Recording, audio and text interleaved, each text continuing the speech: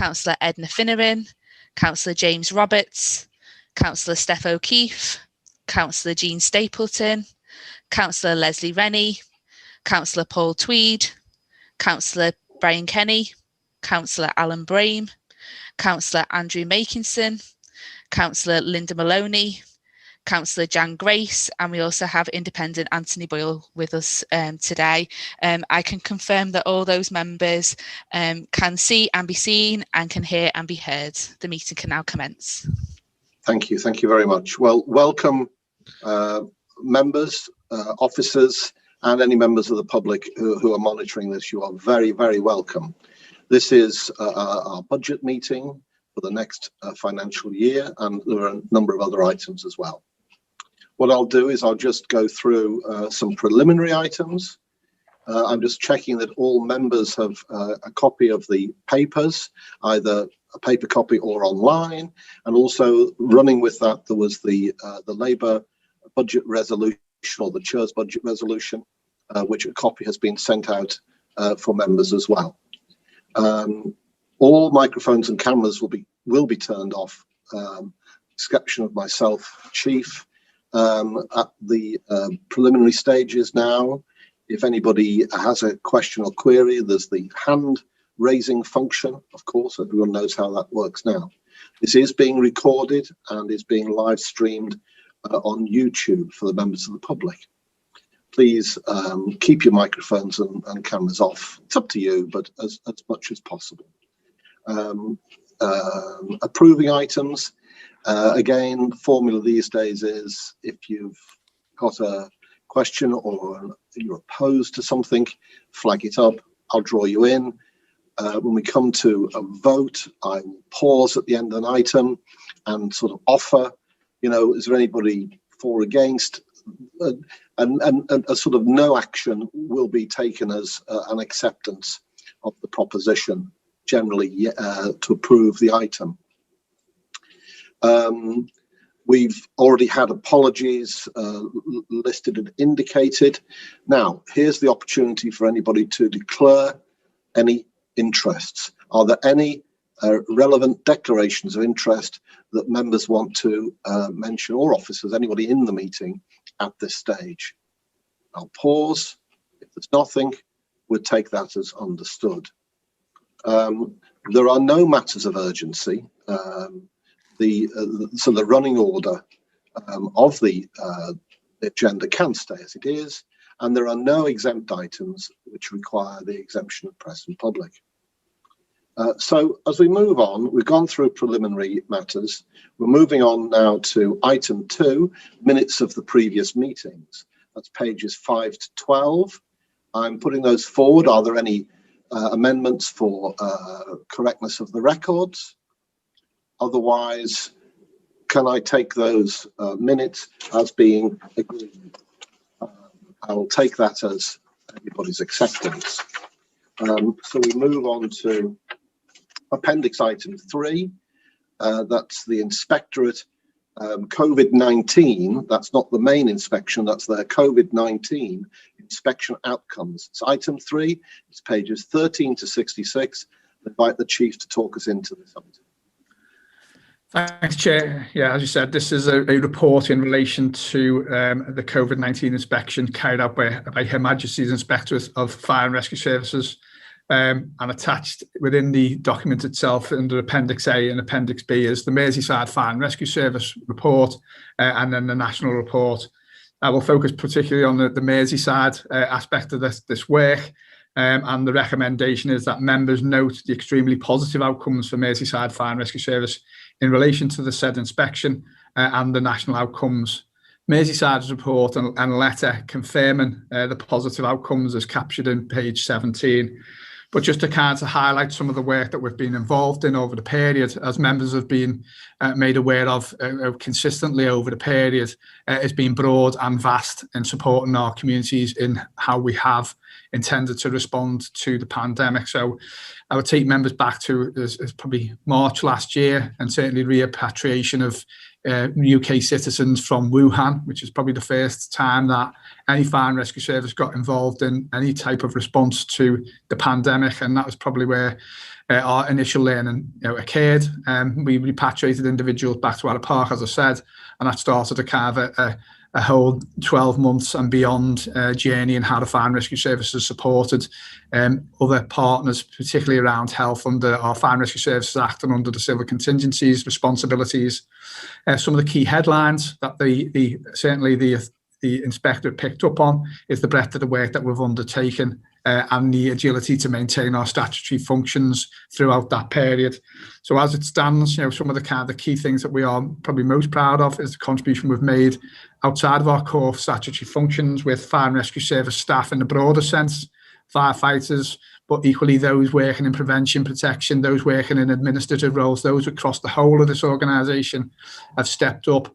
And as it stands, we've had well over 300 individuals volunteer to be involved in some of the work that we've been embarking on. So that's extended from the delivery of things like prescriptions to those who were shielded originally, dropping off of food parcels to the most vulnerable of our communities, and it has extended into health and helping our health partners in the likes of face fit testing, which has enabled them to do their job really, really effectively.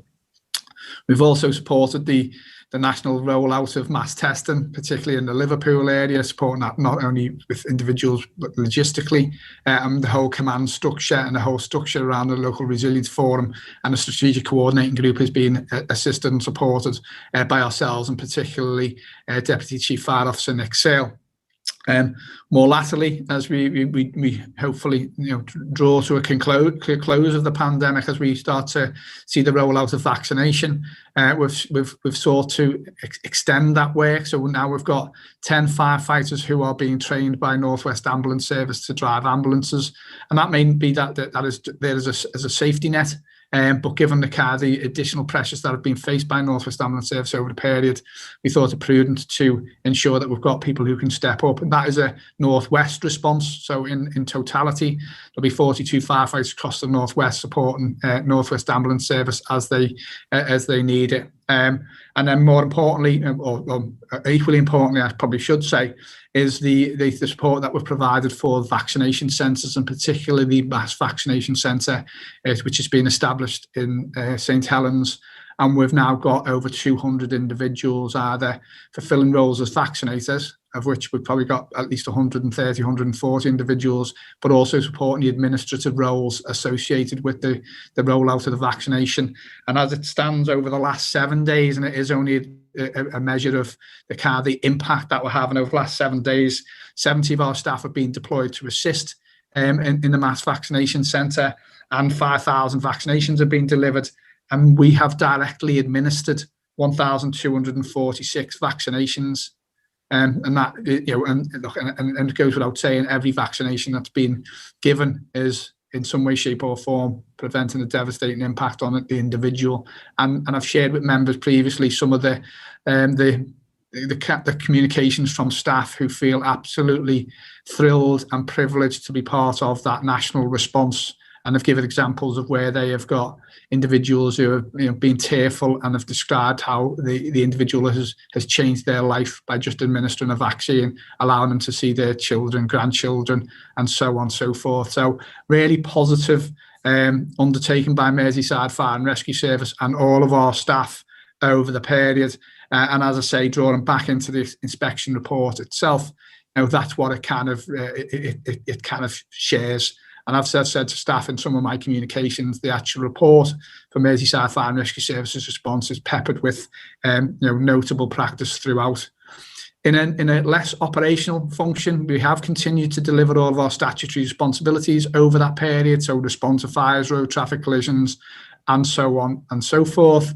And we've also seen our staff operate within COVID secure premises around our business continuity arrangements. And again, that's recognised in the report, how quickly and agile we were able to move from what has been a relatively headquarters-based arrangement to one which has allowed people to be more agile. As a result of that, members will be aware we've now introduced an agile working policy, flexible working policy, and very shortly we'll be introducing a home working policy, which will enable some of the learning from COVID and our response to the pandemic to be embedded across the organisation. So where there are a couple of areas which are identified on paragraph 14 of the report, which I've described in the overarching report statement as probably standard comments in all reports, just not identifying and kind of covering off in a pandemic plan. I don't think anyone in the UK, anywhere in any department, in any function, would have anticipated the impact of a pandemic in the light of the last 14 months that we've had to endure. And so, yeah, clearly there's a recognition of that. There's some learning to take, and we have now sought to embed that thinking, that logic, and that understanding into all of our plans moving forward. So we are moving and dealing with the recommendations which are contained within the report, but they are pretty standard. And as I say, in comparison with the reports provided to other services, ours is probably up there with the best, and certainly is peppered with good and notable practice, Chair. So something which I'm very proud of. I'm very proud of the staff, the individuals who've worked throughout the period and who've contributed not only within the smooth running of our own service, but particularly in regards to the contribution that they've made more broadly in response to the pandemic. And I'm happy to take any questions, Chair. Okay, thank you very much. I mean, when this was mooted some months ago at the LGA FSMC, we said, well, what's all this about? Why are you doing this inspection? I think the Home Office had determined that they were going to do an inspection of the police, and it was just extended to the fire service, is my view anyway. And I think they agreed that was the situation. Because I don't think at that stage anybody in government at Home Office had imagined that it would run on into 2021, that we'd still be dealing with it. It was going to be, vaccinations will come at the back end of last year. It'll all be sorted out by Christmas. We've heard that before. So I think that we would all want to echo your sentiments. The fire service, Merseyside Fire Service, has made us proud. As community leaders within Merseyside, we have been proud to, top thump what has happened from our fire service, what they've done. People have stepped up, individuals have gone the extra mile, as always, as I've said time and again, running in when others are running out. So it's fantastic, and it's not over yet. That's the very point. It's not over yet. There may well be another inspection. There may well be another round of review, but I'm bound to say that actually inspecting the fire service and the police, the people who need inspecting here are the government and the people who've, this political point I know, who've let out these contracts for the supply of PPE and that sort of thing. And I believe and trust that there will be a full-going public inquiry at some time in the future. The fire service's role in whatever is covered in that inquiry, I think certainly from what we have any control over Merseyside, will come out as a glowing example of what to do best and what is done best and what is at the heart of keeping a community safe. That's for another time. For us, it's a good outcome. What we've expected to be the case, no shocks and surprises there, and it sets us up for continuing to be the national leaders which we are. So I'll throw the floor open to members if there's any questions on this inspection report. The inspection report was both about Merseyside, and there was also a wider State of the Nation report about the English Fire Service. I don't think a lot of emphasis has been placed on that. Each individual service has looked at its own response. I'm not seeing any hands. I'm not seeing, Kelly, any indications. So with members' permission, I will propose that we note and accept the outcomes of the inspection, and that this be whatever learning points that we will gather from that, officers will take forward. Would that proposition be agreeable? I'm going to take that as a yes. I'm not seeing any contrary, so we'll take that as a yes. Thank you very much, colleagues, and thank you once again, Chief and officers, and everyone who's been involved, Deb and all the other people who have enabled the inspection to go ahead seamlessly. So now we're moving on to Appendix 4, Item 4. That's the draft IRMP, running from 21 to 24, which is pages 67 to 148. Again, Chief. Thanks, Chair. Again, I'll attempt to share my screen so I can pick up some of the highlights and the headlines for the Integrated Risk Management Plan for 2021 through 24. But before I do that, I'll just regale the purpose of the report. So the purpose of the report is to request that members approve and release the draft Integrated Risk Management Plan 2021 to 2024 for a period of 12 weeks consultation prior to the adoption and implementation, while noting that the proposals outlined within the IRMP may change to reflect the views expressed during that consultation period. And then I'll go on to touch on the recommendation in a short while. So hopefully now I'm going to attempt to share my screen. And I'm hoping that members can see the screen now. Chair, if you can give me an indication.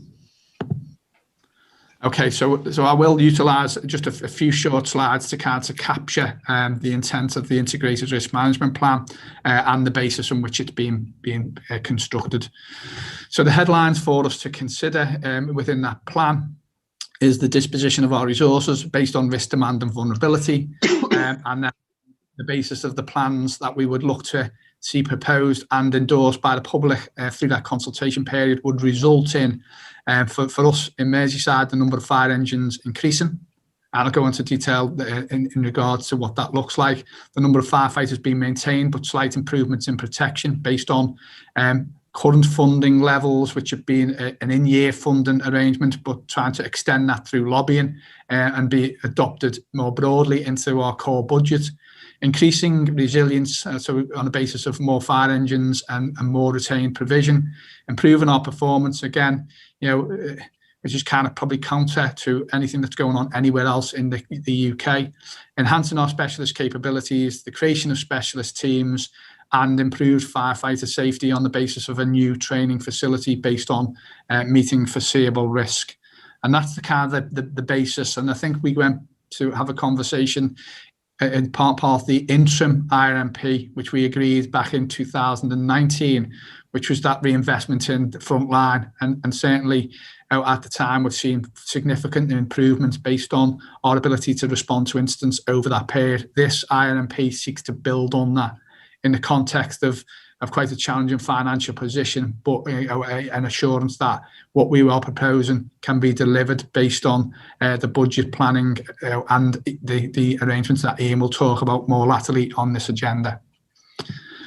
So what does it mean in totality? It means we will move from where we were in 2017 through 20. We've changed that IRMP quite significantly in 2019 through 21. To improve our operational response capabilities based on foreseeability of risk. And then, again, we will enhance that, as I said, through the IRMP from 21 to 24. So in a nutshell, and just in a highlight of that is, ultimately moving from the availability to deploy 26 fire engines to what would have been 29 plus 1 with the special search and rescue appliance. And now we're moving to have 31 plus 1 to be able to deploy. So again, increases in the number of fire engines from 26 to 30 to 32 over the course of the proposals within the 2014 through 24 IRMP.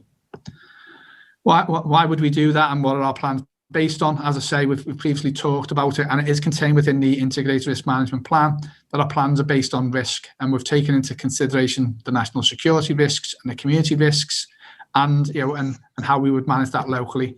That draws us into a number of high impact areas, and there's no surprises to members, as we've talked about some of these things before, around our ability to respond to terrorist incidents, marine incidents, wildfire, flooding, large fires akin to that experience in Grenfell, and fires in recycling plants, given the impact that has not only on our own resources, but equally it has on our communities.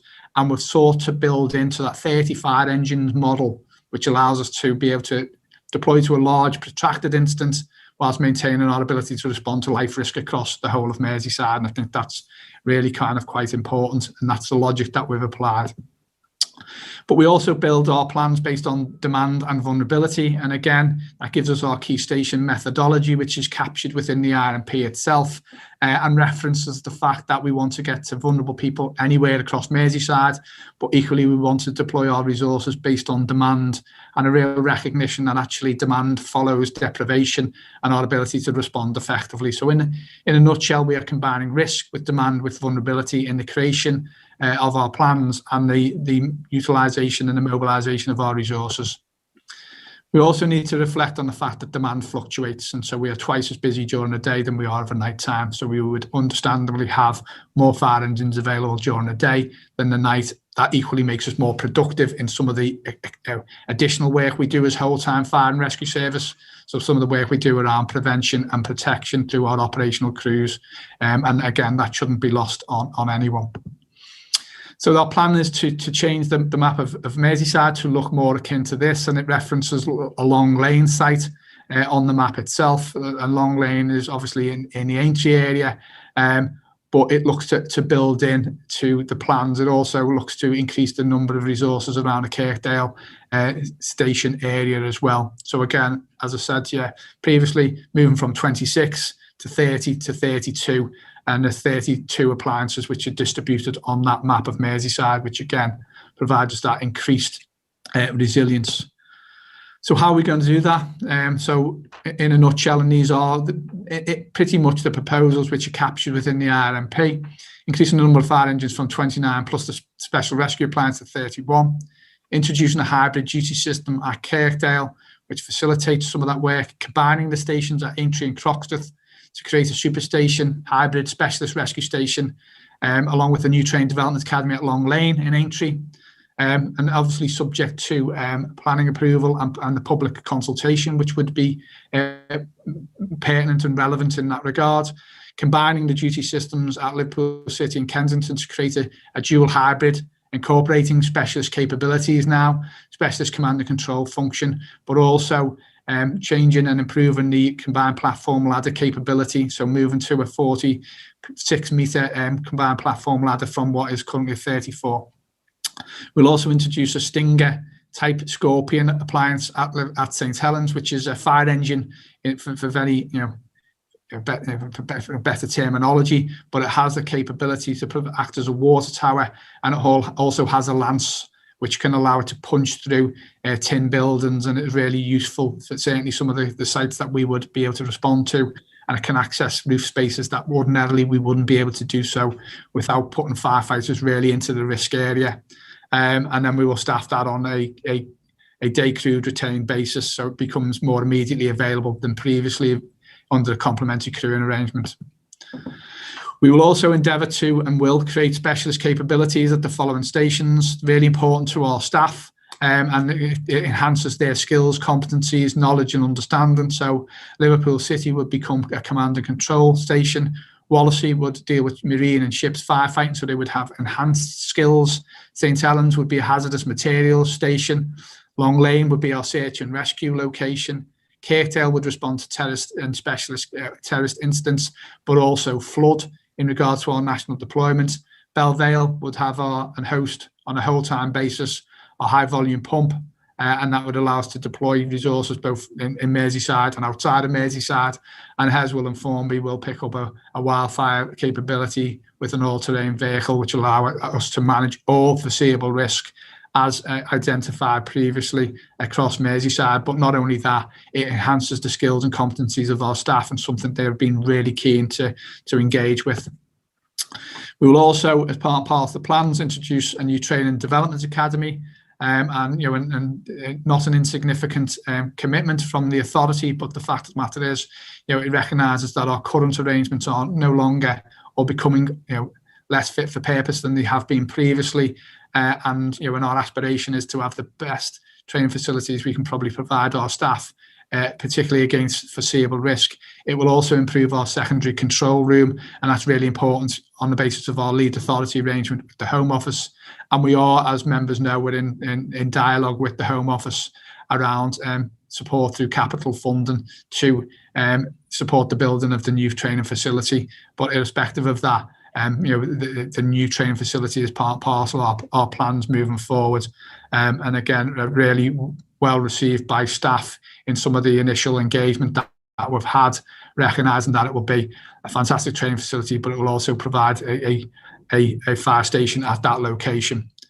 Why is that important? Because it manages two of our current sites, Aintree and Croxteth. They find somewhere equidistant between the two.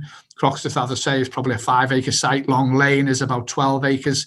That allows us to put in capabilities and training that wouldn't normally be available to us. And particularly, if we use high-rise as an example, we'll be able to put in a mock high-rise building there through which firefighters can train, again, around foreseeability and managing the risk and their safety. But quite importantly, and again, members, apologies, I can just have to move my little picture of myself to the side. It's actually based on improved performance. So we utilise process evolutions, simulation software. It reviews where we were probably last year, applies it to the kind of changes that we would make. And what you will see is that journey around our integrated risk management plan from where we were going to be in 2017 to 20 to where we are intending to be in our IRMP for 21-24. And the bit that I draw your attention to is the overall performance, but particularly around our average response times. So our average response times will improve.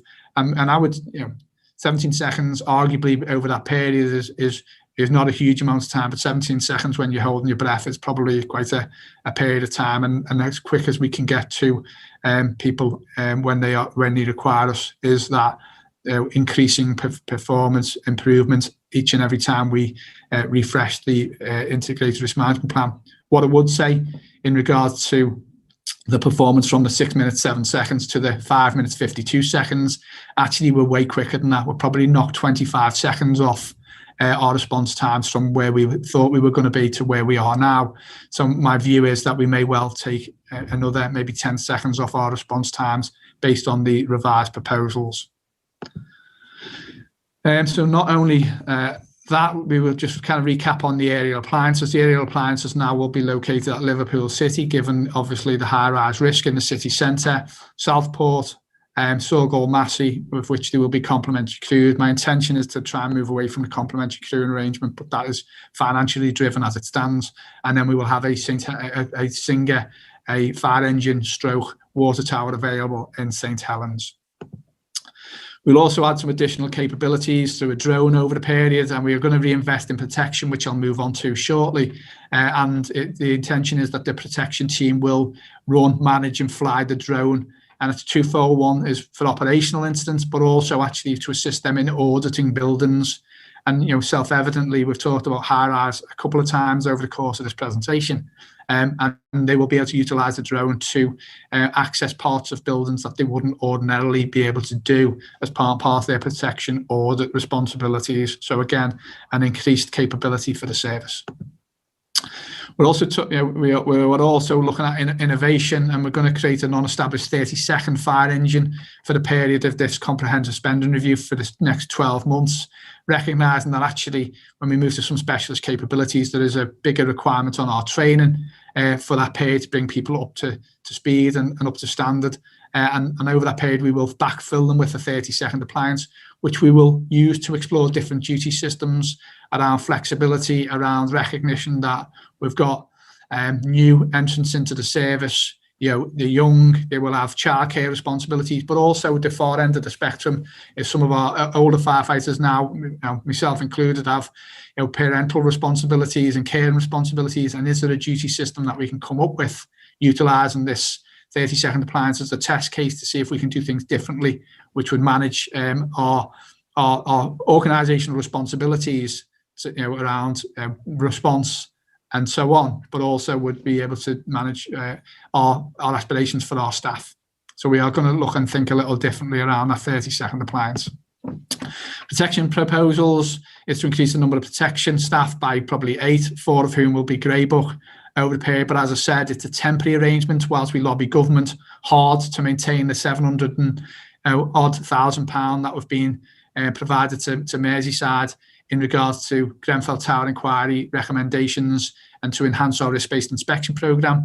We are having positive responses from government, but we can't commit to that in the longer term permanently until we know we can secure that. But we will lobby government over that period, so we will see maybe slight temporary increases to allow us to discharge our responsibilities to, as I say, to our risk-based inspection programme and in response to the Grenfell Tower inquiry. And then the next part of the slide goes on to talk about the figures, the targets that we will hit and manage, and then move to more agile working for staff, which I won't necessarily labour, but we will also respond in full to the Grenfell Tower recommendations, which are, are quite extensive, and we will do that over the period of this plan. Prevention proposals, not dissimilar to what members have heard previously around the figures, the totals really effective in driving down fire deaths across Merseyside, notwithstanding the fact that I share with members that would add another fire fatality more latterly. All 7 of our fatalities this year have been in periods of lockdown, which is of concern.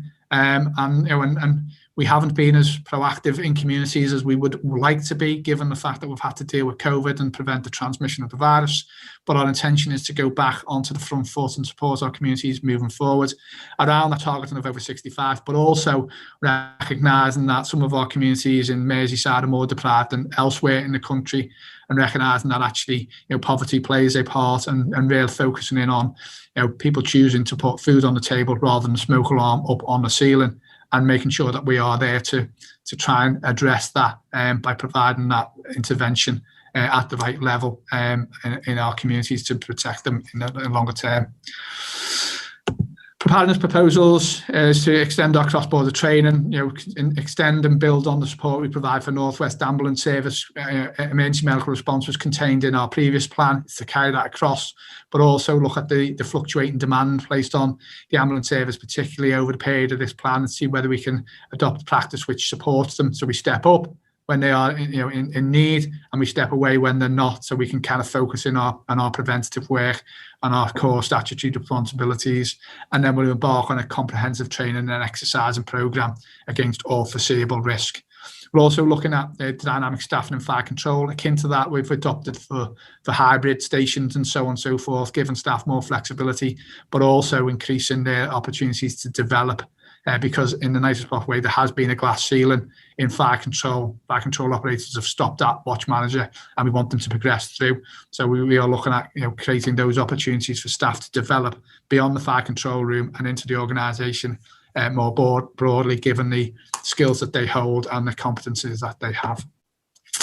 National resilience, to draw members' attention to, is more the relationship with the Home Office, and that seeking to create a centre of excellence for national resilience at the new proposed Training Development Academy, which, if comes to fruition, will allow us to drive our training and coordinate ourselves more effectively. It will also enhance our secondary control room on that basis as well. And we are, as we know and have referenced previously, in that dialogue with members of the Home Office as we speak. So in a nutshell, really, that kind of covers off all aspects, or the main aspects of the report, which will go out to public consultation for that 12-week period, as has been referenced. But the recommendation itself is that members approve the draft integrated risk management plan for the period of 2021-24, which is attached as Appendix 1. It be subject to 12-week consultation prior to final approval, publication and implementation, and a designed version of the draft IRMP will be published following approval, if members approve this under this agenda item, and that will, as I say, go out for public consultation immediately at the conclusion of this authority, should the members agree. And as we said, and as I said previously, that's not to say that this is the fixed position. The public consultation may well shape what our final integrated risk management plan looks like, and we will, and as we always do, encourage members of the public to engage fully in that process. At which point, Chair, I will now seek to stop sharing and return to the agenda properly. So, but I'm happy to take any questions, Chair. Thank you very much. So I've got indication from Councillor Grace and then Councillor Kenny. Councillor Grace and then Councillor Maloney. Hi, thank you. That sounds, the IRMP certainly sounds very exciting and positive for everybody who lives on Merseyside. But I just wanted to make a comment about the prevention work.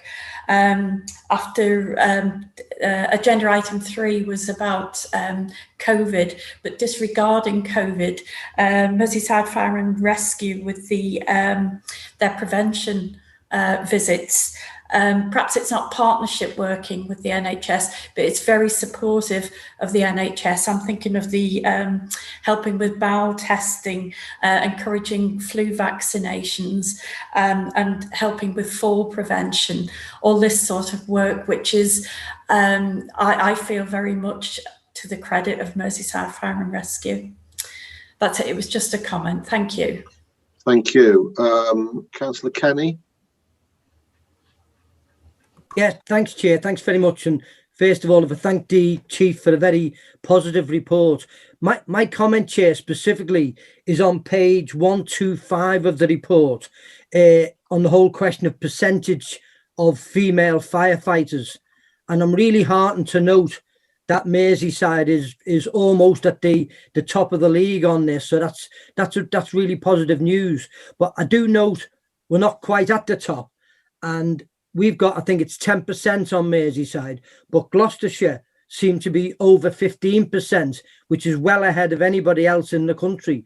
And whilst it's pleasing to note that we are so near the top of the league on this in relation to female firefighters, I'm wondering whether it might be worth somebody contacting Gloucestershire to ask them how do female firefighters, is there something about their recruitment policy that perhaps is a bit different than everybody else's? So just a suggestion that if that hasn't already been done, perhaps if somebody could contact Gloucestershire, and perhaps we might be able to get some tips off them to possibly even improve the number of female firefighters we have in the future. Thank you, Chair. Thank you.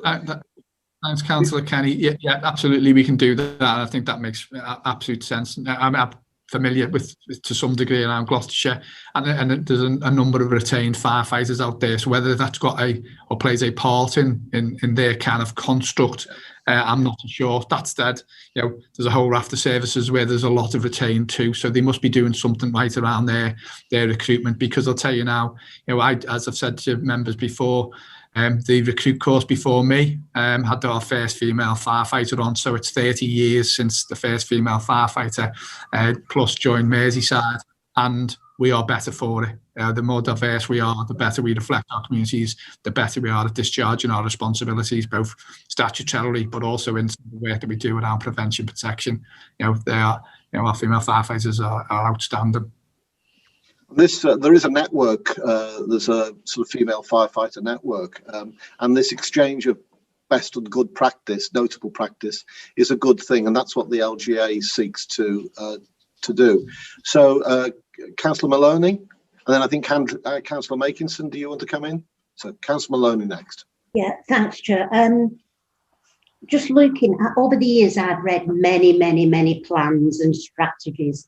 What can I say, just as a comment, I have never wrote one. It's absolutely brilliant. The writing of it is so easy to read, so the public out there can just pick it up and read it. It's absolutely brilliant. And I'm also very supportive of the Long Lane site. I think that's going to be really good. The TDA at the moment is not in a very good place. So well done to everybody who's had an input into this. Thank you. I mean, as an aside, before you come in, Linda and I will both remember that we used to get a report every day. This is going back a couple of years into the depths of austerity. And sometimes I think the best we would get would be 18 appliances in a day. Sometimes it fell down to 15 appliances. Now, this is because we weren't recruiting, we had no refreshment. And, sort of people were retiring and we just didn't have the staff to crew the vehicles. So what a difference this is by comparison with where we were. So any particular points on that, Chief? Do you know what? Well, I absolutely concur with that. And I think with the authority of being, we described the plans as being bold previously. I think these are equally bold, moving forward, but they are better for the residents of Merseyside and the staff who work in this organisation. So, and we can deliver them. So that's absolutely categorically of the reassurance that you need as authority members. So we are better for, the plans that we've put in place. The thing I'm quite pleased about is Councillor Maloney picking up on the simplicity of the language, and I know, Deb and Jackie will be absolutely thrilled that you picked that up, because we've worked quite hard to make sure that it's accessible to the public, because we have a way of writing things which make it really confusing and really difficult to understand. Worked really hard to make sure that she has written it in a way which people can pick it up, read it and understand it. And I'm thrilled that you've picked that up as well, because she's worked really hard to make sure that that's been the case. Thank you. Councillor Makinson. Thank you, Chair. I'd agree it's an excellent report. Just on the issue of the Long Lane site, I think this is the first time I've seen mention of a secondary control centre being included in the site. It may have been mentioned at some other meeting I wasn't at. Looking at the map, it is Long Lane is very close to the existing control centre.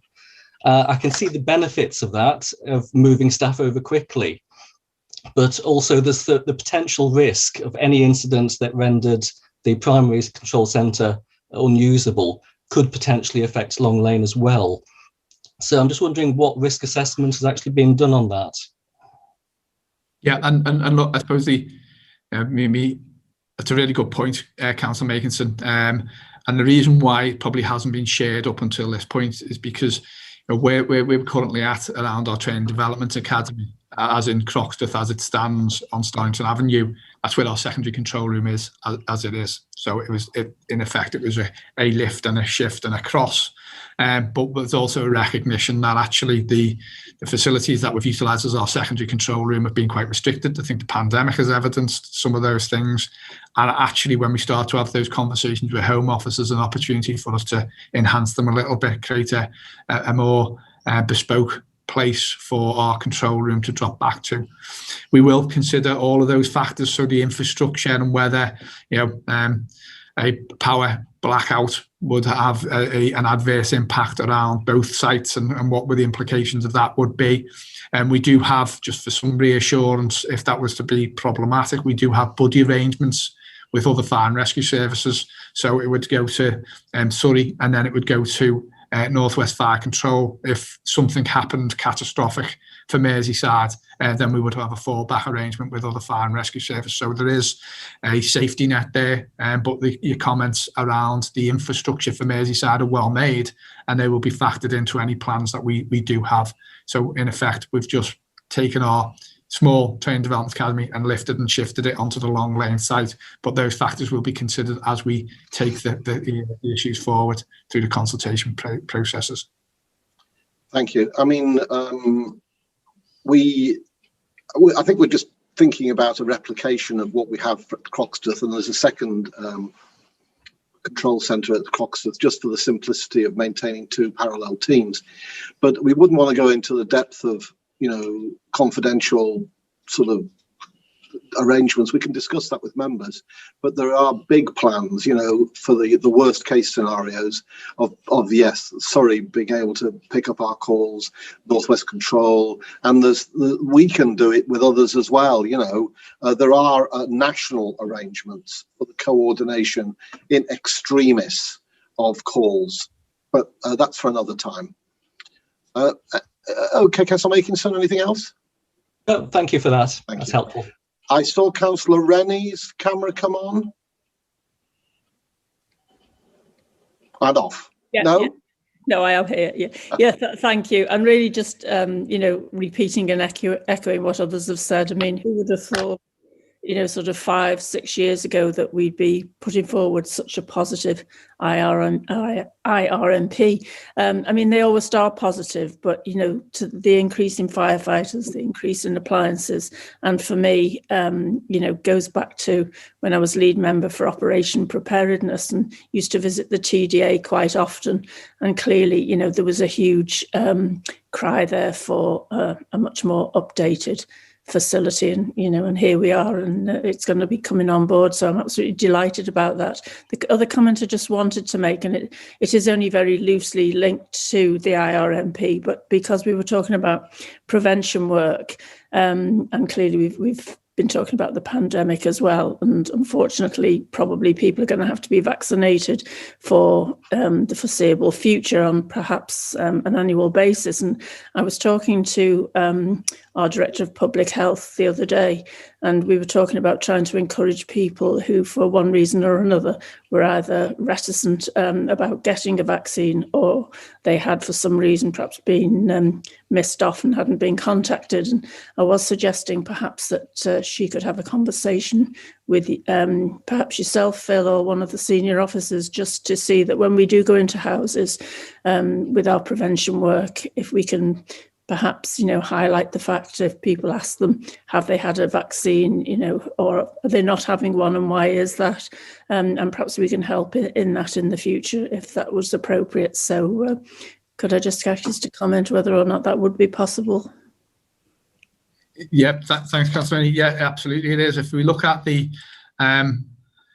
response that Fire and Rescue has provided with Sefton, with some support around surge testing, and only in the last day or so we've received a very positive thank you from Sefton kind of members, councillors, leaders, and what they've kind of identified is a 89% return on the test kits.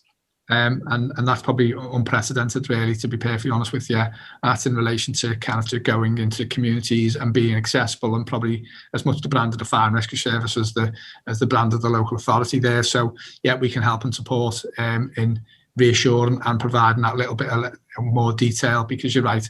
I think we start to come through a pandemic, arguably in June, but before we know it, we'll be into the winter for 2021, and may well be still dealing with some challenges there about the next flu, the next pandemic, and certainly excess winter deaths. So the more we can encourage the take up of the vaccine, the better. We are looking to do some work with some of our BAME network around encouraging take up from BAME communities as well. That really positive role model, suggesting that it's a good thing, and people's reservations or trepidation should be addressed, or we can ease their concerns maybe. So absolutely 100% we can support that. Good, thank Fantastic. you very much. Yeah. Any other members, points of questions at this point in time on the IRMP? I like the IRMP. We're several years into the weeds of this now. I like the IRMP process. It's a strategic document. It puts together our thoughts and plans, and at this stage, it's owned by the officers. The object is that the authority will expose it for proper consultation, and then we will bring it back to the authority, and then it will become our strategic planning document. It's a live document, and as we've demonstrated, it does change from time to time. But the objective is to take all of our staff, all of our strategic planners, all of our partner blue light services, and all of our partner local authority health services and so forth along with us. So the recommendation is there as printed, to consider the report, to expose it for 12 weeks consultation, and then subject to bringing it back to the authority and any amendments, changes that come from the consultation, we will look to implementing that new IRMP. Are there any other questions? If not, I'll put that resolution forward as a proposition. If there are any opposed to that, otherwise we'll take that. Oh, Chief, you're not opposed? Yeah, just only one thing just to say, because Deb's just corrected me there. So I said it would go out to public consultation at the conclusion of this meeting. It's actually Monday. It will go live, the consultation. So just for members' assurance, if they were going to direct their colleagues or the public to it, it's actually Monday that we will put it and make it live. That's okay. With that, is that agreed? I'm taking that as agreed. Thank you. So then we come on to agenda item 5. That's the Asset Management Plan 21 to 26, which is pages 149 to 236. Chief? Thanks, Chair. Again, I won't go into a massive amount of detail in regards to this particular report, given the fact that I've gone into the IRMP at such length. But what I would, just reaffirm is the purpose of the report. So the purpose of the report is to set out how the authority plans to align its physical asset base with its corporate goals and objectives over the next 5 years, from 2021 through to 2025-26. The asset management plans take into account the financial and environmental challenges faced by the authority, along with the changes that are likely to be required in order to meet the requirements and expectations of both internal and external service users.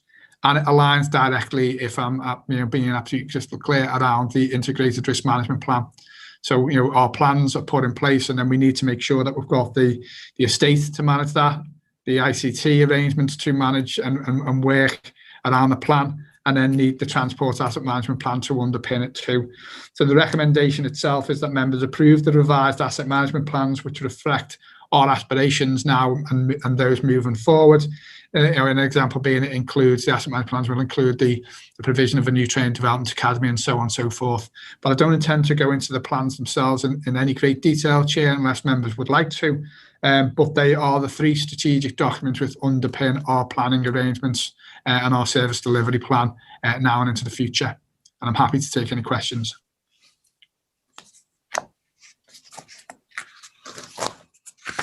Ian, you've put your camera on. Is there anything you want to add to the documentation here? No, thanks, Chair. I'm just getting prepared for the next item. Just prepared for the next. Oh, yes. Well, very good, very good. Rubbing your hands. I just want to ask, one of the challenges, I think it's a challenge, is going to be moving away from fossil fuels for vehicles and moving to electric vehicles. Now, as I've said at Sefton, I am a real big supporter of the green initiatives and trying to find new ways. The technology is not there yet. The technology is rising. Electric cars and so forth, they haven't got the range. And you imagine, like an area I represent, or Jan and I represent, Waterloo. How do you plug your car in when there's loads of issues here? So I think I'm making a point that the big challenge for this next period of the IRMP and the asset management plan period is going to be that whole agenda of moving to not just sustainable, not just green, but modern thinking systems of running vehicles. And what's hit us is the work from home stuff as well. And what's hit us is the change in the high street and the whole way that our societies are operating is changing. And we as the fire service will need to rise to that different and challenge. Chair, if I may, just to make a suggestion, I think there's probably some validity in utilising the scrutiny arrangements. So if scrutiny want to take a look at what we're doing in regards to our ambitions around the green economy, the green carbon zero and so on and so forth, because what we have got wrapped up in those asset management plans is a reflection of the matters you raise. One is our infrastructure. So if we are building a new training development academy, build it with a view that electric vehicles will be the predominant vehicle that we would utilise at that particular site. So there's the estate, but there's also the vehicle that we procure now and into the future. I think it'd be really, a useful way to members to be updated either through a learn and lunch around what our plans are, or through scrutiny to see whether our plans meet their aspirations now and into the future around, as I say, the green agenda. Well, good idea. Kelly and Ria can take a note of that as issues for the future scrutiny and members, raising our knowledge on where we're moving on this.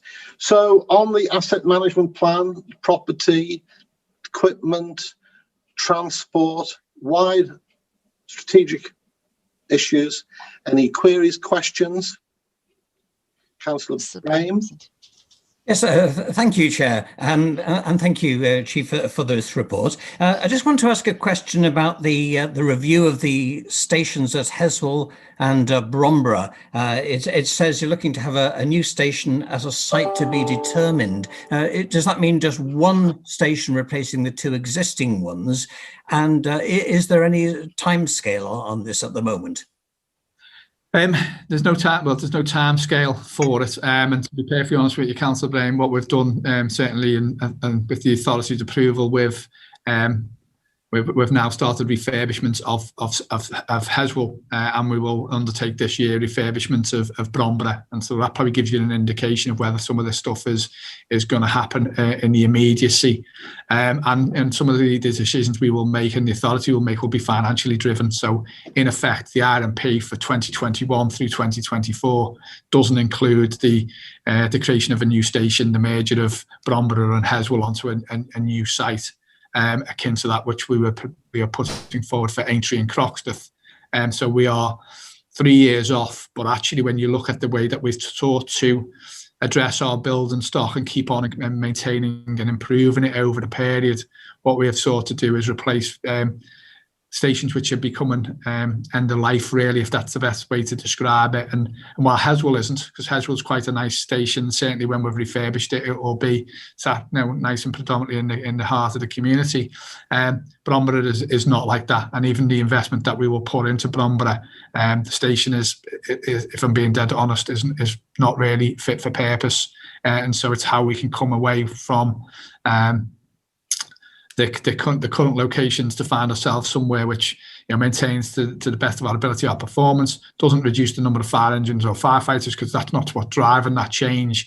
It's really trying to create locations which are fit for purpose for our staff to operate from, and they can meet all of our equality objectives along the way, but allows us to train against foreseeable risk too. So it may well be that it's at this moment an aspiration rather than a reality. But an aspiration to, again, look at a merger on a suitable site which will enable us to maintain our performance but improve the facilities for our staff. But as I say, it's not in the IRMP for 2021 through 2024, and so it won't be delivered under those timescales because, in a nice possible way, we can't currently afford it. Sure. I mean, before you joined the authority, Councillor Brame, an intriguing opportunity was looked at in the Clatterbridge area, and it just didn't come to anything, but it left us with the thought, the aspiration, that these are remaining pre-1960 buildings, and we've a few of those. Aintree and Croxteth are amongst those where we're going to look at a refresh, and it's the pre-1960s buildings that we do need to look at. Heswall and Bromborough are amongst those, and we know that they're at the end of their life. We had this intriguing opportunity that flew away in the Clatterbridge area, but we'll come back to that. In the next 10 years, I think we'll come back to something. It's on the agenda because these are important communities to try and ensure that our firefighters have good facilities to work from. Is that okay? Yep, thank you very much. Excellent. Thank you. Any other questions, points or observations from members? If not, I'll I know Ian, I can hear Ian's hands rubbing in the background there, waiting to come on to the budget. I'll move as a proposition item 5, and I'll assume that members are in agreement with that being noted and agreed. Thank you. So we move on to item 6, the Merseyside Fire and Rescue Authority budget and financial plan 21 to 22, and then long-term 25 to 26. These are pages 237 to 310. So if I ask the Chief to talk us into this, and then Ian to give us the meat of the financial implications. Just to say that during this, I will be moving notice of motion, the resolution, the technical resolution, which has been circulated to all members as is required under the authority's constitution. Thanks, Chair. Look, I won't take a great deal of time really just to introduce the report, because Ian will go through it in a relative amount of detail. Only to say that obviously it underpins our integrated risk management plan. It gives us the budget for 2021 through 2022. And then it looks at that the utilisation of our funding in the longer term under our medium-term financial planning arrangements. So it's the main thrust of this will be covered off by Ian. So I'll hand it across if I may. Thank you. Ian, could I introduce you at this stage? Thanks, Chair. The Budget and Financial Plan report provides all the necessary financial information for members to approve a financial strategy that sets a balanced 2021-22 revenue budget based on a 1.99% precept increase. Section C on pages 254 to 259 of the report considers the proposed 5-year capital programme and associated prudential borrowing requirements.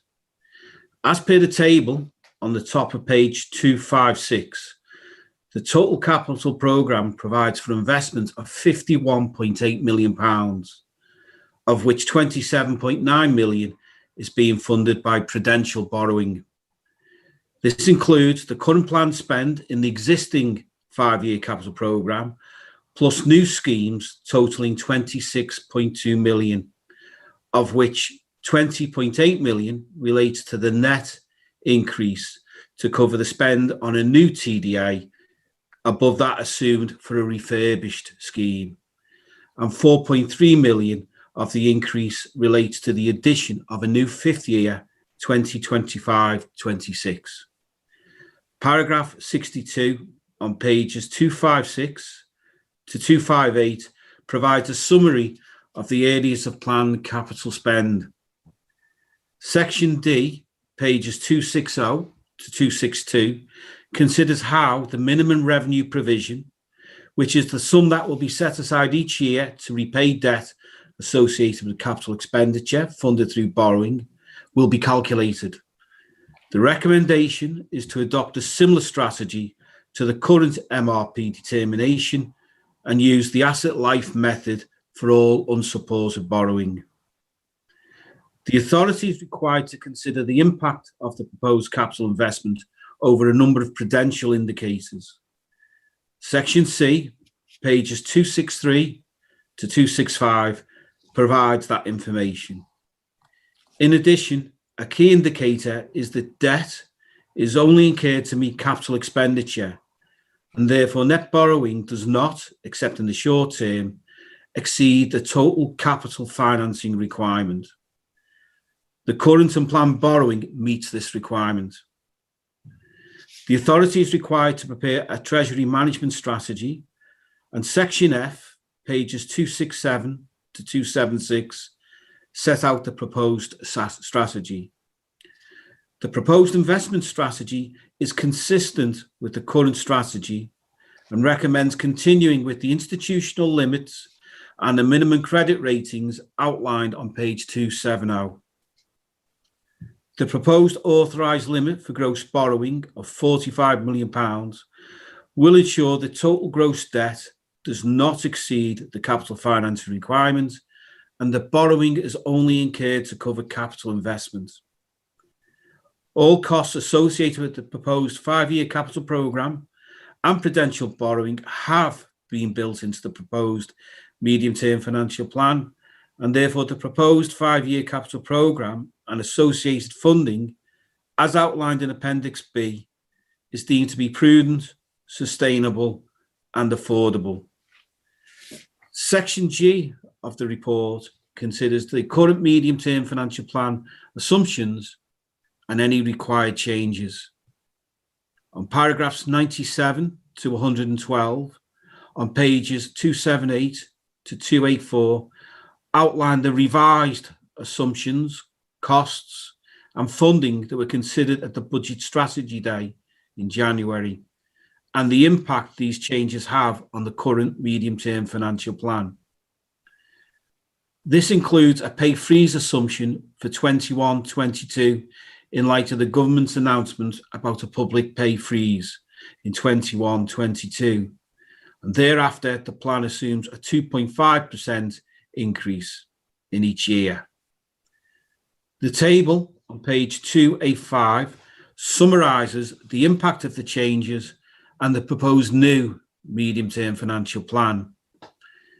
The overall impact on the 21-22 financial position is to go from a £760,000 deficit in the current medium-term financial plan to a balanced or neutral position The updated medium-term financial plan also sees the 22-23 position go from a 1.21 million deficit to a forecast balance position based on certain key assumptions. But due to the level of uncertainty over 2023-24 and future years forecasts, particularly around pay and government funding, members are asked to simply note any financial challenge in these years at this point. Section H, pages 287 to 291, review the current general revenue and committed reserves position and their proposed use. The table on page 291 outlines the anticipated reserve drawdown over the medium-term financial plan period.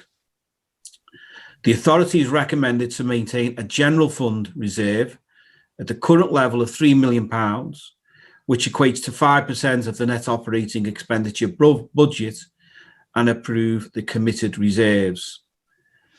The revenue and capital budgets and reserves incorporate the required service improvements outlined by the Chief in his draft IRMP presentation in item 4 on today's agenda.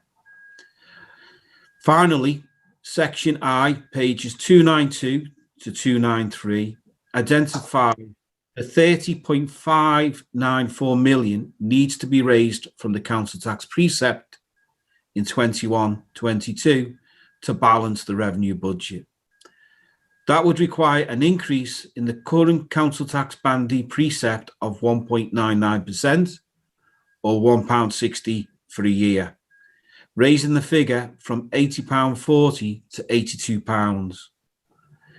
Members are asked to approve the report recommendations in paragraph 2 on page 238 to 237, to 238. I'm happy to take any questions on the report, Chair. Right, thank you for that. So on the report, before I move on to the technical resolution, you've heard the proper officers discuss about robustness and the report itself. Are there any questions from members on the budget documents? None have been indicated, Chair. None have been indicated. So I'll move on in that case to the technical resolution that has been circulated. And in speaking of that's there for the document, and the various parts of that resolution are there. It's very complex, detailed. But as chair and from the chair, I'd just first of all like to recognise the work and thank our great staff for this most unusual year. The authority has continued to keep Merseyside safe, and I know that all members will join with me in sending out that general thanks to all of our great people at this particularly difficult time. I personally would like to thank the members of the authority for all they have done to support me. James and Brian, I'm sure, will join in that, and thanking our officers for, it's been a difficult year. We've had a lot to do, and it has been added in terms of complication by having to do everything online. We got used to that pretty quickly, and it's still not the favoured method of operation, but it's working. I'd like to thank Ian Cummings, and the full finance team for putting together all the budget documentation. Again, I think when we used to have the auditor coming in, he would say, our team was pretty much amongst the best. That what we did and produced was good, sort of exemplary way of doing it. I'd like to thank the Chief and our officers and planners for keeping us as a world-class service. That's what, as the Chief has said, what we're aspiring to be a world-class, not just fire service, but public service. I think my colleagues know when we come to meetings of the Fire Authority, we're seeing amongst the best example of how the taxpayers' money should be spent in most terms. Now, we had a strategy day, as we normally do, on the 21st of January. and Ian and Phil outlined the plan that we see coming together before us today and in the resolution that I'm moving. It sort of gives members, our strategic partners, the representative bodies, our staff, everybody an opportunity from the strategy day as the budget sort of comes together into that funnel of decision making to make their views and opinions known to us. And we've tried to take all of that into account when we get to where we are now. However, I'd like to say, I think it is a disgrace in the public sense that the government want to impose a blanket freeze on the public sector, particularly, I'm bound to say, the blue light sector, and I'm bound to say, of course, the fire service. I don't think it's proportionate, given the amount of cash that's been swiped about. A small 2.5% pay rise for our great people would be well supported by the public of Merseyside, I have no doubt. And so we have to ensure that we profile that in. I'm sure it will come back into future years, but taking advice from the NJC within the LGA, the perceived view is to budget for a zero pay rise, and that avoids having to make cuts in other places. Other public services are seeing more money coming in, but we are not in that respect. We get no capital grant. Other public services, other local authorities get specific allocations of capital. We don't. And I constantly make this point to ministers that we are asked to spend capital, of course, to replace fire engines, to replace fire stations. The only way we can do that is to salt away small amounts of revenue per year to put together a capital fund. And that we are doing in order to try and refresh and renew lots of things, including fire engines, but principally before us now is the TDA. So what you're going to see, although we've just spent the money on St Helens, so our capital has gone down a bit, but you're going to see our capital reserves go up. So expect to see criticism from ministers saying, well, you've got all this capital, you've got all this money. It's not the case. You can only spend capital once. You cannot use capital to pay wages. And we've made this point. To some extent, it's a little game, I think, that they are playing. We understand that. They are a strategic partner. We have a very good relationship with the Home Office, and we are part and leaders of the whole of the fire community. But we think we need to make and continue to make this point that we get no capital, but we have to spend capital, and that means doing something about it. So we've outlined our continued proposals to increase the establishment, the number of fire appliances are available, the buildings from which we operate. And as I've often said, it's not about the buildings we operate, it's about the firefighters that turn up on your doorstep when your house is on fire. We never, ever send the fire station to fight a fire. So that's our geographical profile, but the more firefighters and great people, the fire stoppers, all of our fantastic people at headquarters and in the workshops and other places, those people are the ones that do the work. And so we need to increase our establishment. We're going to stick with the 60 recruits per annum on 3 training courses. Although, again, we pay great thanks to them for the training that they're doing in difficult circumstances at the moment. And so we've seen the plan there before us.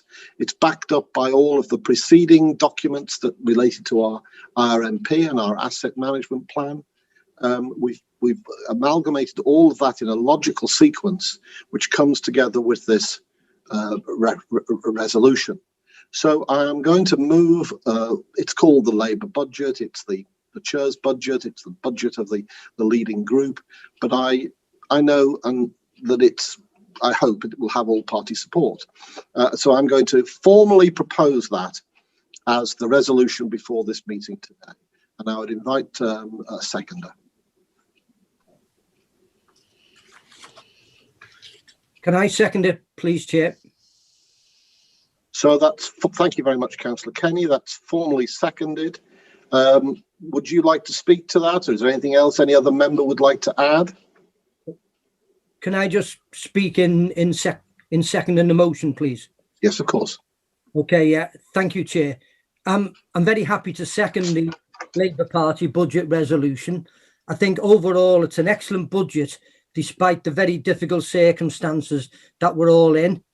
And I think it's right and proper to record our thanks to the Chief Fire Officer and his staff, as well as Ian Cummins and his staff, for bringing us to this situation with the budget.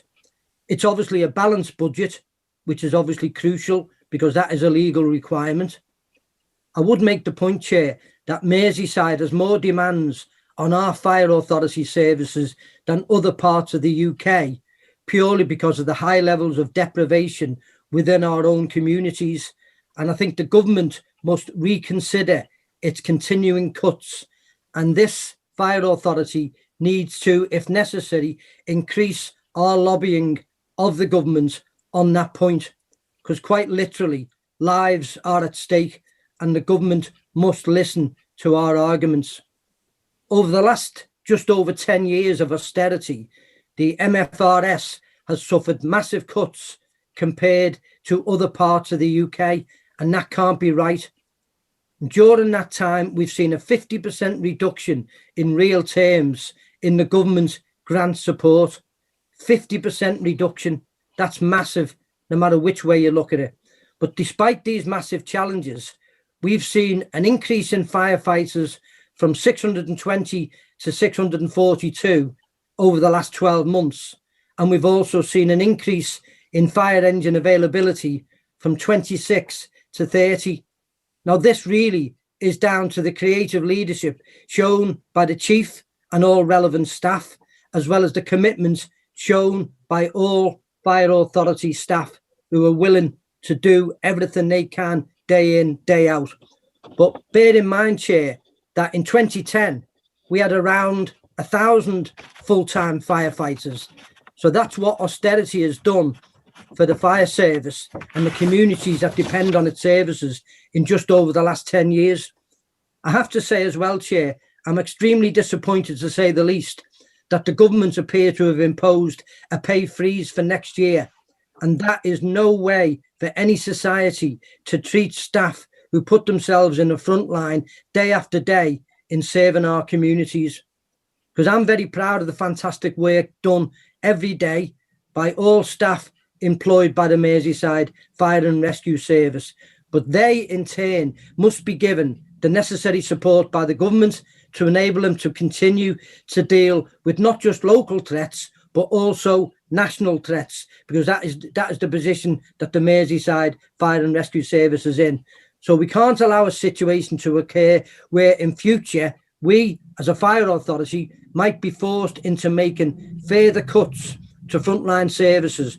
But it's on that basis, Chair, and with the sincere thanks to all the people who've got us into this position today, despite the very difficult circumstances, it's on that basis I'm very happy to second the Labour Party budget resolution. Thank you, Chair. Thank you indeed. I can see Councillor Makinson. Thank you, Chair. Firstly, I'd like to thank officers for pulling together this budget under very difficult circumstances. More generally, we are all very grateful for the fantastic way everyone in the fire service has served the region over the past year. As you said, Chair, they have made us proud. Nobody likes raising council tax, particularly at a time when increasing numbers of our constituents are facing pay freezes, and indeed that's if they still have employment. But guaranteeing the safety of the people of Merseyside does have to be our first priority, which is why my group will be supporting this budget resolution. The only slightly political point I'd make is that the authority has been dealing with government cuts since around 2005, rather than the 2010 mentioned in the resolution. I know this point has been frequently acknowledged by you, Chair, and as an authority, we've been united across the political divide in lobbying for a fairer deal for Merseyside, regardless of which party is in government, and I hope that will continue. Thank you, Chair. Thank you. Councillor Spurrell. Thanks, Chair. Yeah, I want to echo a lot of what's been said as well. It has been a very difficult time, I think, for the fire service. We're not where we would like to be in terms of the funding that we want allocated, in terms of the service we want to provide, but I think they're doing an incredible job under the circumstances.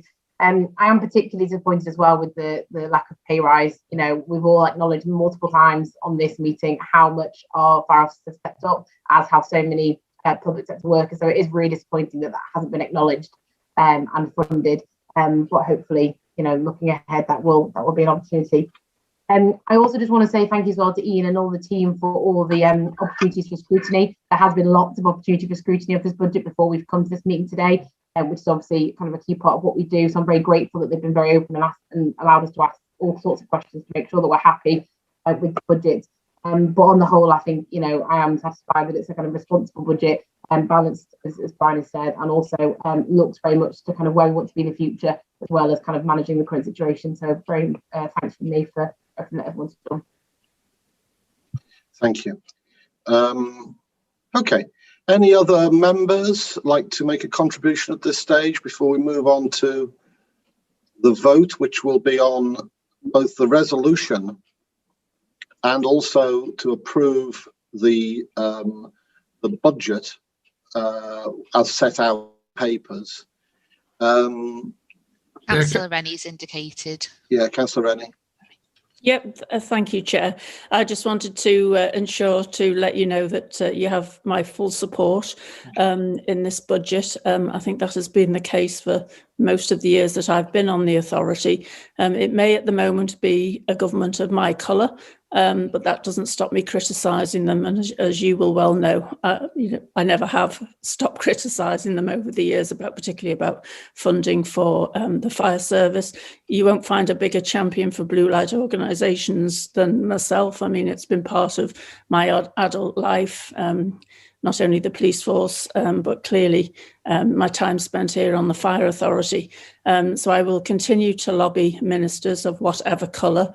And Councillor Makinson is right. I mean, the cuts go back far before 2010. I remember former Councillor Jimmy Marn having a go at Sadiq Khan when he was the fire minister. He was quite brutal with him, and the costs have gone on even from those days. So we are going back a long way, and it's totally unfair. On Tuesday of next week, I'll be taking part in a virtual meeting with the Fire Minister, and I will raise all the points that both yourself, which I know you do, but other members as well have raised, and I'll continue to do that. I'm not expecting any great promises. Why would we? But nevertheless, as I say, I will criticise when criticism is needed, and it is needed. And I fully support your budget, well, the budget of the Fire Authority. Thanks, Chair. Thank you. I mean, you know, you could call it reprofiling, you could call it a shift of public expenditure, but cuts in the fire service have been going on since the mid-90s. I can't remember, you know, a year when we had, so much money. I do remember a year when we got £1 million we didn't know what to do with. We just put it in reserves. Peter Dowd was chair at the time. And those were different and I won't say happier days because they were very different. The way that we operated was different. I think we are a more open, a more inclusive, a more objectively managed organisation now than we were then. We haven't got as many firefighters. We haven't got as much money. Fortunately, there aren't as many fire calls either, and we are almost into that victim of our own success. But our job is to be proud advocates of the Merseyside Fire Service and almost to the exclusion of everything else. So we put forward what we think are right and what we think is good and what we think is proper for our staff and for our public and for our agenda. And I think we do it very well. We you know, as Dave used to say before, we definitely punch above our weight nationally, and things have only improved since we've become the strategic partner with the Home Office, and the Chief is a strategic advisor to ministers and so forth. Anyway, thank you, colleagues. We've been going for over an hour and we've still got another item on the agenda. I'm going to move this now as a resolution. Ria, do you want me to ask members to put their cameras on and put their hands up? Or if I put the proposition, leave a pause, and if anybody comes back, is that acceptable? I think it would be ideal if members could put their cameras on, please. And obviously in the same breath, if we just deal with the item 6 recommendations as well, that would be great. Thank you. Okay, so if everybody could put their cameras back on so that we can see a physical vote. And what we're moving here is the recommendations which are set out in appendix item 6, principally the resolution which I'm tabled, and I'll move that as a resolution. It's been proposed and seconded. Those in favour, if you'd indicate.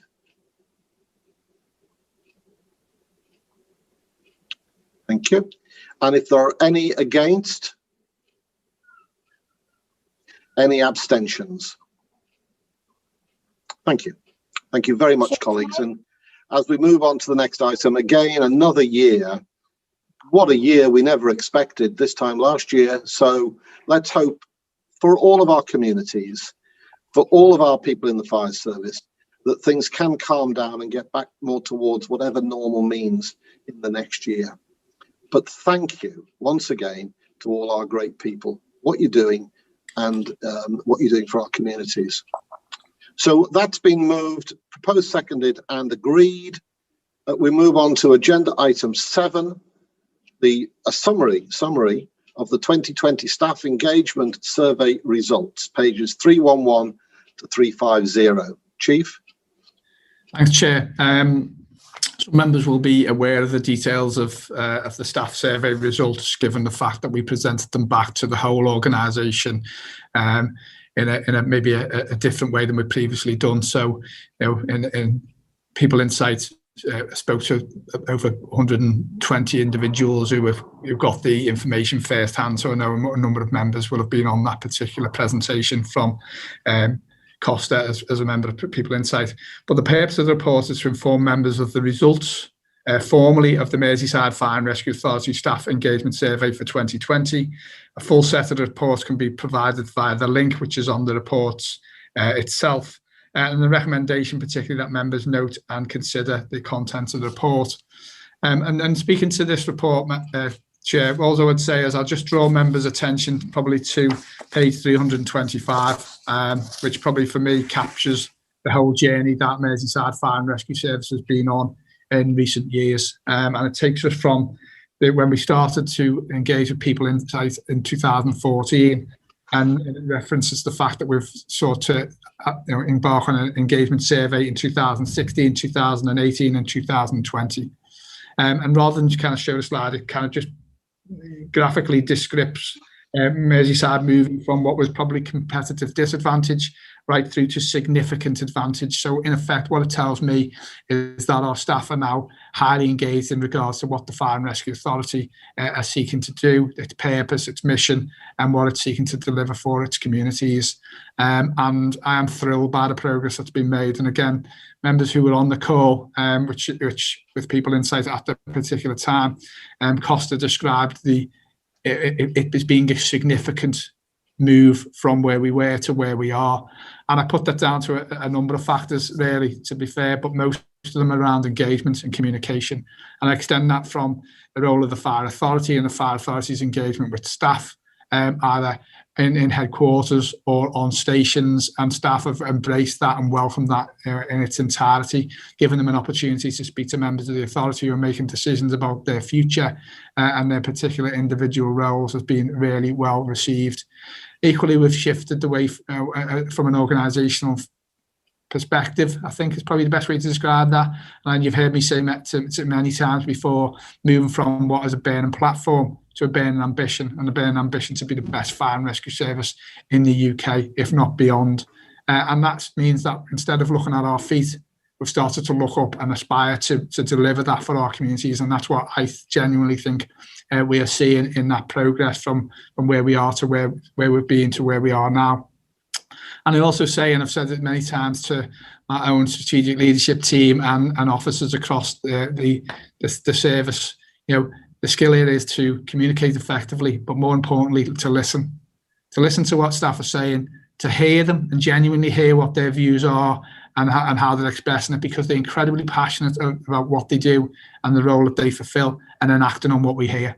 And you know what? It's no more complicated than that for me. But the fact of the matter is, we've made hugely significant gains around the levels of staff engagement across Merseyside Fire and Rescue Service. Our staff are thoroughly engaged, and I know they are. I know where we are now, and when I walk onto stations, how active they are in involving themselves in what we're doing and how we're doing it, and how keen they are to be part of the solution is evidence for me. And I know members have seen that for themselves firsthand in some of the kind of conversations that they've had. But I do put it down to the simplicity of listening and then acting on what we hear. And I'm thrilled by the outcome. I'm thrilled by the report. But it's down to the hard work and tenacity of lots and lots of people across the organisation and at every level. It's how you deal with each other. It's how we communicate. It's how we engage. And we're seeing and now we're reaping the benefits. And so when you talk about moving from competitive disadvantage or significant disadvantage to significant advantage, what does that mean? That's incredibly beneficial to our communities. So our firefighters, our prevention staff, our protection staff, our staff in other roles within the service go above and beyond. That's what that translates to. And going above and beyond means we have a huge impact on the communities that we serve. And that's been kind of crystallised more latterly in how we've responded to the pandemic, in my view. So I'm thrilled by the report. I'm hoping the authority are thrilled too, and note it and endorse it. So thanks, Chair. I'm happy to take any particular questions. Thank you. We did have a member's presentation. It's quite a revelation, you know. As we say, morale in the public sector can be low within our own principal authorities. So it was great to see the response from staff. We have had quite a thorough scrutiny of these figures, so members may already be cited on all of this and made their points and comments. But are there any additional questions, comments, observations that members would have to this fantastic report? I'm not seeing anything. So, Chief, thank you for that. All of those that have been involved in producing this report, thank you. Our great staff, thank you for sort of taking part and letting us know. We go round virtually now, fire stations, that's when I say we, it's the members, and we speak to firefighters on the front line, people in HQ, TDA, workshops, a wide range of staff, prevention, protection, all these people. And we're getting a good picture. We're getting a very good picture of what morale, sentiment, views and opinions are in the service. And this sort of goes along with the picture that we're getting. So thank you very much. What I'll do is I'll move receipt and noting of that report. And unless there's anything to the contrary, I will take that as an agreement. Thank you. So that's the last item on the agenda. Just to say that after this meeting, I believe it's the members development group. And I would also, as an advert, say that next week it's the fire conference for members and officers. Anyone who would like to dip in, it's all online this year. It's all free. So you would be very welcome. Lots of issues, mostly of a national nature, but I think that you would find educational.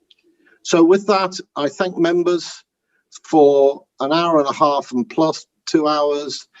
It does get a bit intense after a while. Thank you very much to our great officers for all you're doing. Everyone from headquarters to the front line, to our cleaners, to our preventers, to our secretaries, to absolutely everybody. It's one big family, one big team. Thank you for what you're doing. Thank you for where you're positioning us. There's a budget there that will enable us to do some more great work in the next year. If not possible, we will have another great year. We will achieve lots of safety within Merseyside. So at that point, I'm going to, we can end the meeting, Kelly, and we can go off, and I will bid farewell to members. Thank you. Thanks, Chair. Thank you, Chair. Thanks, everybody. Thanks, one and all. The sun's blistering me. It's coming in here, and it's very, very